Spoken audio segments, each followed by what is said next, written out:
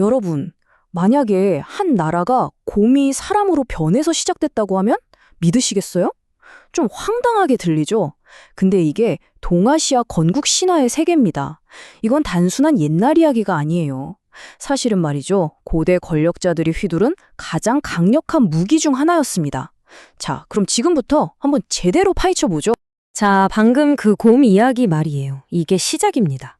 사실 동아시아 나라들의 시작을 보면요. 진짜 우리의 상상을 추월하는 기묘하고 판타지 같은 이야기들이 가득해요. 어떤 이야기들인지 그 첫 장부터 한번 열어볼까요? 네, 바로 이 질문. 우리나라 한국의 단군 신화에서 나오는 이야기죠. 다들 아시겠지만 곰이랑 호랑이가 사람이 되고 싶다고 막 빌잖아요. 그랬더니 신의 아들인 환웅이 나타나서 쑥이랑 마늘만 먹고 100일 동안 동굴에서 버텨보라고 하죠. 근데 호랑이는 못 참고 그냥 뛰쳐나가버리고 곰은 끝까지 버텨서 웅녀라는 아름다운 여인이 됩니다. 그리고 환웅이랑 결혼해서 아들을 낳는데 그 아들이 바로 고조선을 세운 단군 왕검이라는 거죠. 와, 진짜 독특하지 않나요? 근데 이게 우리나라만의 이야기가 아니에요. 일본 신화를 보면 이자나기랑 이자남이라는 신이 있었는데 이 둘이 창으로 바다를 막 휘저으니까 거기서 일본 열도가 태어났다고 해요. 중국은요? 와, 스케일이 훨씬 더 커집니다. 태초에 반고라는 거인이 있었는데 이 거인이 죽으면서 그 몸이 세상 만물이 된 거예요. 예를 들면 왼쪽 눈은 해가 되고 오른쪽 눈은 달이 되고 피는 강물이 되고 이런 식이죠.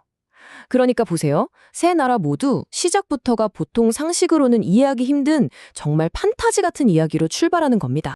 자, 그럼 여기서 진짜 중요한 질문이 생기죠. 도대체 옛날 사람들은 왜 이렇게 말도 안 되는 이야기들을 만들어낸 걸까요? 그냥 뭐 상상력이 풍부해서 그랬을까요? 그게 다가 아니었습니다. 이건요, 그냥 옛날에 무슨 일이 있었는지 기록하려고 만든 이야기가 아니었다는 겁니다. 바로 이거요. 이게 핵심입니다. 신화는요, 그냥 이야기가 아니라 권력을 위한 도구였어요.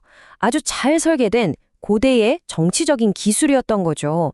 지배자들이 자기 통치를 사람들에게 납득시키기 위해서요. 생각해보세요. 지금처럼 과학이 발달하지 않아서 사람들이 막 초자연적인 힘을 진짜 굳게 믿던 시대예요. 그때 나는 신의 아들이야 또는 신의 후손이야 라고 말하는 것보다 더 강력한 게 있었을까요? 없었죠. 바로 일본의 천황이 태양신 아마테라스의 직계 후손이라고 하는 신화, 또 우리 단군이 하늘신의 손자라는 이야기가 전부 그런 역할을 한 겁니다. 내가 왕인 건 내 뜻이 아니라 하늘의 뜻이야. 그러니까 거역하면 안 돼. 이렇게 만들어버리는 거죠. 그리고 또 흩어져 살던 여러 부족들을 우리는 같은 신의 자손이야 라는 하나의 이야기로 꽁꽁 묶어주는 아주 강력한 접착제 역할도 했고요. 자, 그런데 이런 신화를 이용한 정치 기술을요, 거의 뭐 예술의 경지로 끌어올려서 거대한 시스템으로 만든 나라가 있습니다. 바로 중국이죠. 이게 바로 중화 사상입니다. 우리가 그냥 중국인들의 자부심 정도로 생각하기 쉬운데 절대 그게 아니에요. 훨씬 더 정교하고 체계적인 세상을 자기들 중심으로 돌아가게 만드는 일종의 통치 이데올로기였던 겁니다. 이 중화사상이라는 각본이요, 가만히 들어보면 굉장히 논리적이에요. 자, 보세요. 첫째, 황제는 그냥 사람이 아니라 하늘의 아들, 즉 천자입니다. 둘째, 그 하늘의 아들이 다스리는 땅은 당연히 세상의 중심, 즉 중화가 되는 거죠. 그럼 그 바깥은 전부 다 문명도 없는 어두운 땅, 오랑캐들이 사는 곳이 되는 겁니다. 자, 그럼 이 오랑캐들이 문명인처럼 살고 싶으면 어떻게 해야 할까요? 그렇죠. 세상의 중심인 황제에게 와서 충성을 바치고 문명을 선물로 받아가야 하는 거예요. 이런 논리로 제국 안팎의 질서를 딱 잡아버린 거죠. 그럼 이 중화사상이라는 게 실제 외교에서는 어떻게 쓰였을까요? 바로 우리가 잘 아는 조공 시스템으로 나타납니다. 여기서 진짜 재밌는 게 뭐냐면요. 우리가 생각하는 것처럼 조공이 그냥 막 갖다 바치고 뺏기는 일방적인 관계가 아니었다는 거예요. 이건 굉장히 복잡한 게임이었습니다. 자, 중국 황제 입장에선 어떨까요? 주변국들이 와서 머리를 조아리니까 자기 백성들한테 봐라, 내 권위가 이 정도다 하고 보여주면서 통치 기반을 다질 수 있었죠. 그럼 주변국은 손해만 봤을까요? 아니에요. 일단 조공을 바치면 우리는 중국이랑 친하니까 건들지 마 하면서 안보를 챙길 수 있었고요. 심지어는 바친 물건보다 훨씬 더 비싼 선물을 받아와서 경제적으로 이득을 보는 경우도 많았어요. 바로 이게 그 똑똑한 외교의 대표적인 예입니다.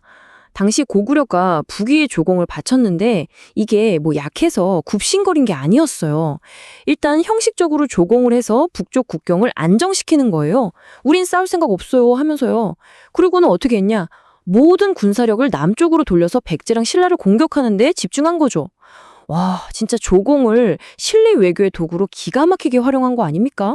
자, 그럼 이런 수천 년 전 신화나 정치 시스템 이야기가 지금 우리랑 무슨 상관이냐? 이렇게 생각하실 수도 있겠죠. 근데요, 그 그림자가 생각보다 훨씬 길고 또 아주 짙게 남아 있습니다. 이 이야기라는 도구는요, 시대가 바뀌면서 계속 모습을 바꿔왔어요. 처음에는 한 명의 왕을 신처럼 만들기 위한 신화였죠. 그 다음엔 제국의 질서를 잡기 위한 이데올로기가 됐고요.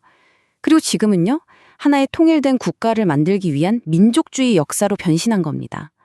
이건 뭐 중국뿐만 아니라 제국주의 시대를 겪으면서 우리 민족, 우리 국가라는 정체성을 만들어야 했던 한국이나 일본에서도 다 비슷하게 나타나는 현상이에요.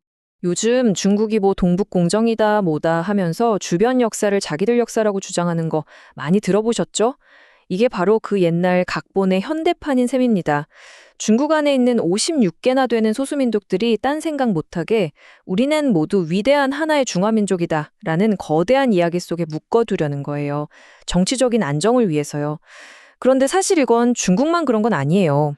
일본이 자기들만의 독특한 역사를 엄청 강조한다거나 우리나라가 단군을 민족의 뿌리로 삼아서 우리는 단일 민족이라는 이야기를 강화하는 것도 결국은 비슷한 맥락입니다. 역사를 이용해서 현재 우리라는 공동체를 더 단단하게 만들려는 시도인 거죠. 문제는 이런 각 나라의 노력이 서로 부딪힐 때 이게 바로 역사전쟁이 되어버리는 겁니다.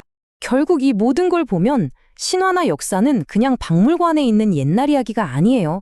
지금 바로 여기에 권력을 만들고 우리 공동체가 앞으로 어디로 갈지 방향을 정하는 아주 강력한 도구인 거죠. 우리 민족의 자부심을 높여주는 자랑스러운 이야기가 어느 순간 칼날을 옆나라로 돌리는 무기가 될 수도 있다는 것. 어쩌면 이게 우리가 수천 년의 아시아 역사 속에서 반드시 기억해야 할 가장 중요한 교훈 아닐까요?